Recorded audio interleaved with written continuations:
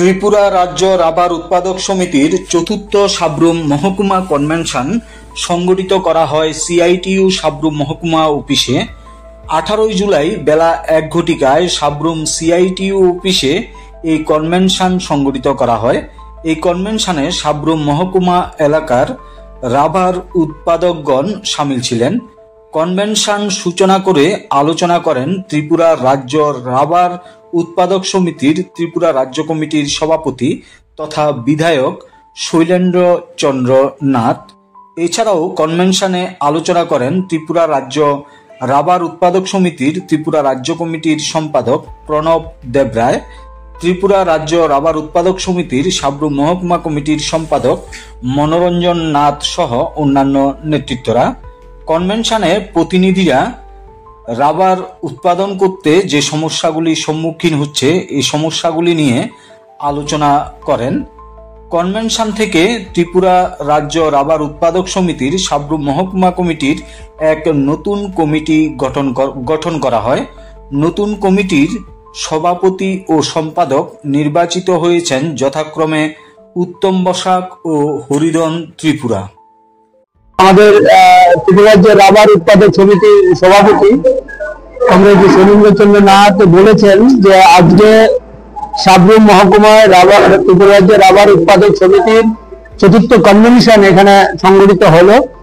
এই কনভেনশনে 7 জন প্রতিনিধি আলোচনা করেছেন। অত্যন্ত গুরুত্বপূর্ণ রাবার চাষীদের জীবনের, তাদের যে প্রতিদিনকার যে সমস্যাগুলি তারা সম্মুখীন হচ্ছেন সেই সমস্যাগুলি তারা তুলে ধরেছেন এবং এর থেকে উত্তরণের কি রাস্তা রয়েছে তারা পথ দেখিয়েছেন এবং সংগঠনকে আগামী দিনে কিভাবে আরো জোরদার করে আন্দোলনে ঝাঁপিয়ে পড়তে হবে আজকের এই কনভেনশন থেকে প্রতিনিধিরা সেই বিষয়েও দৃষ্টিপাত করেছেন। আমরা ইতিমধ্যে ত্রিপুরা রাজ্যের রাবার উৎপাদক সমিতি রাজ্যের রাবার চাষীদের গুরুত্বপূর্ণ 10 দফা দাবি নিয়ে ত্রিপুরা রাবার বোর্ডের জয়েন্ট রাবার প্রোডাকশন কমিশনারের কাছে আমরা ডেপুটেশন দিয়েছি। আরো 10 দফা দাবি সহ এই 10 দফা 20 দফা দাবি নিয়ে আগামী সেপ্টেম্বর মাসে আমরা রাজ্য কেন্দ্র আগরতলায় এক বৃহত্তর রাবার চাষীদের নিয়ে এক জমায়েত সংগঠিত করব এবং রাজ্য সরকারের কাছে তাদের যে সমস্যাগুলো, বিশেষ করে নতুন রাবার বাগান করার ক্ষেত্রে রাবার চাষীদের সাবসিডি প্রদান, তাদের ইন্স্যুরেন্সের ব্যবস্থা করা, রাবার বাগানের নিরাপত্তার জন্য সরকারকে ব্যবস্থা গ্রহণ করা, রাবারের দামের নিরাপত্তার জন্য সরকারকে ব্যবস্থা গ্রহণ করা, রাবার চাষীদের এবং পেপারদের প্রশিক্ষণের ব্যবস্থা করা, রাবার চাষীদের উন্নত মানের রাবার তৈরি করার জন্য স্মোক হাউস এবং রোলিং মেশিন সরকারিভাবে প্রদানের দাবি সহ রাজ্যের রাবার চাষীদের আরো বৃহৎ কতগুলো দাবি নিয়ে আমরা আন্দোলনে যাব। আমরা আশা করি আজকের এই কনভেনশন যে পথ দেখিয়েছে এবং ত্রিপুরা যে রাবার উৎপাদক কমিটি রাজ্য কমিটি সেই দৃষ্টিতেই আগামী দিনে রাজ্যের রাবার চাষীদের তাদের যে সমস্যাগুলি রয়েছে সমাধানে দৃঢ় পদক্ষেপ গ্রহণ করবে এবং এই সাব্রুমের যে কনভেনশন শুধুমাত্র এটা আমাদের একটা সাংগঠনিক কর্মসূচি।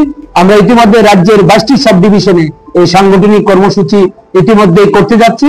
পুরো আগস্ট মাসের মধ্যে আমাদের সাংগঠনিক কনভেনশন সম্পূর্ণ করে আমরা সেপ্টেম্বর মাসে আন্দোলন কর্মসূচিতে যাব। এই কাজে এই সাব্রুম বিভাগীয় কমিটি এক গুরুত্বপূর্ণ ভূমিকা পালন করবে। আজকের এই সম্মেলন থেকে সেই ঘোষণাই তারা দিয়েছে।